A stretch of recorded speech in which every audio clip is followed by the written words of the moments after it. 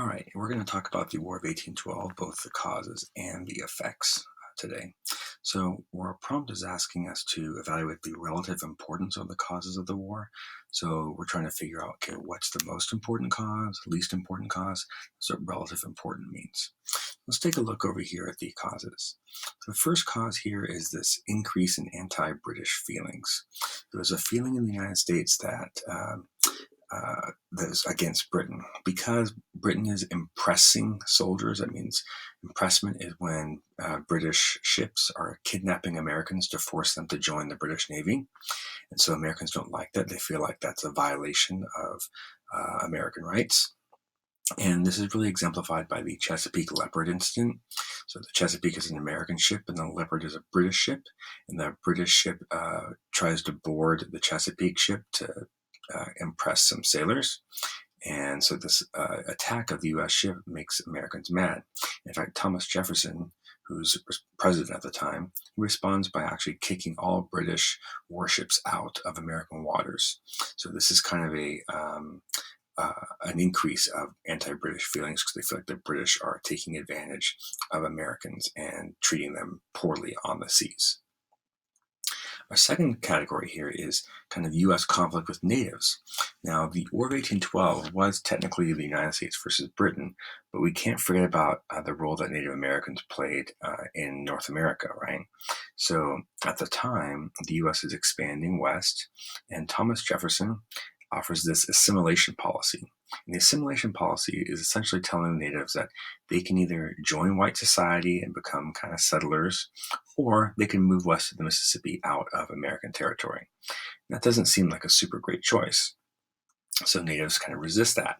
And you have two particular natives, Tecumseh and the Prophet, that are standing up for Indian pride and culture. They are, I guess you could think of them as kind of sort of like nationalists for their tribes. And they are advocating for a return to native traditions, native lands. Tecumseh talks about, where the Pequot tribe, you might remember them as being basically exterminated by the English. So you have Native Americans that are kind of standing up and saying, we're tired of moving, we want to resist. And what we have is we have a battle here, the Battle of Tippecanoe. So Tecumseh and the Prophet are setting up this town called Prophetstown, and they're kind of getting ready to maybe make a move on some American settlements. And so the U.S. actually attacks William Henry Harrison, who will become president later on. He attacks and kind of defeats these natives at the Battle of Tippecanoe. Now, while this is all going on, this native resistance and the assimilation policy, all this kind of stuff, the British are kind of helping to supply the natives as well because they know that this anti-British feeling is going on. So they want to make sure that they're ready if they're going to go to war with the United States. So the British help to supply the natives. All right, finally, we have this kind of desire for territorial expansion, sort of like nationalist ideas. And so what we have is the United States settlers in the South taking control of a Spanish fort in Florida. So they're kind of taking territory. And then you have these war hawks that are elected. Henry Clay and John C. Calhoun are the two most famous of them. And they are actually elected to Congress. And they are elected based on kind of nationalist ideas and expansionism. And they are given two very influential positions in Congress. Clay becomes the Speaker of the House, and John C. Calhoun is on the Committee for Foreign Affairs. So they have a lot of influence about what's going on in the direction the country might go when it comes to foreign policy. All of these things lead to the War of 1812. So the war is fought, and the United States defeats Britain for the second time. One of the other names for the War of 1812 is called the Second War of Independence because it's basically affirms that the United States can defeat Britain and stand on its own as a nation. So the results of this, we have this era of good feelings.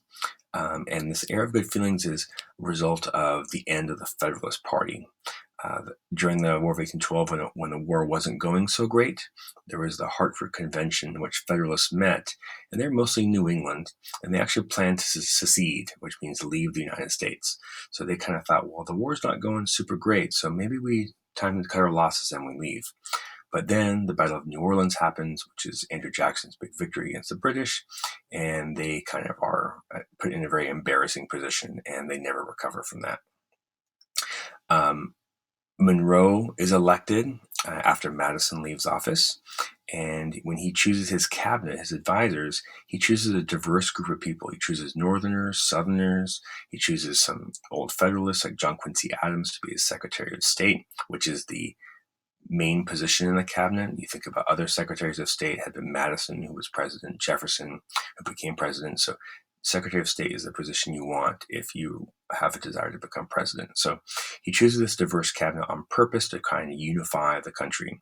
And he also takes this goodwill tour around the country. He's very popular. He's received with all kinds of cheering crowds and that sort of thing. So this era of good feelings is a time when people are kind of proud of being an American.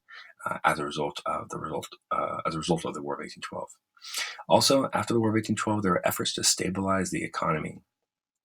Protective tariffs are put into place to protect American goods against cheaper British imports. So it's kind of trying to build up the American economy here.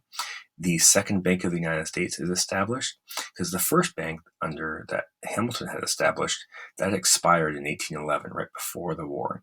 And in the meantime, you had all these state banks that came out, but it was kind of chaotic. You had different state banks with different currencies and all kinds of different things going on, and it kind of created some chaos.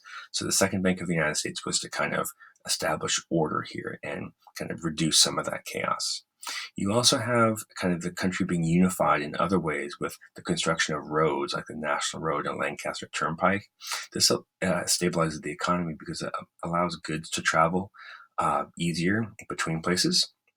But one exception to this is Madison, on his last day in office, he vetoes a bill that would be government funding of roads. And he says that's not constitutional. We'd have to change the Constitution to allow that. And remember, Madison is kind of a Democratic Republican who believes in a strict interpretation of the Constitution. So that's not a super big surprise. But other roads like the National Road and Lancaster Turnpike are existing at the time, but this stops a mass production of roads in the country. Our final category is that all the kind of international issues, especially with Britain, are basically resolved. Free trade resumes with Britain after the war. You have a couple of treaties, the Treaty of Ghent and the Rush-Bagot Agreement, that kind of stabilize this relationship with Britain.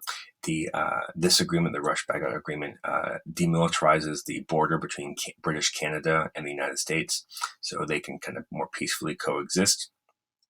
So the relationship with Britain kind of stabilizing.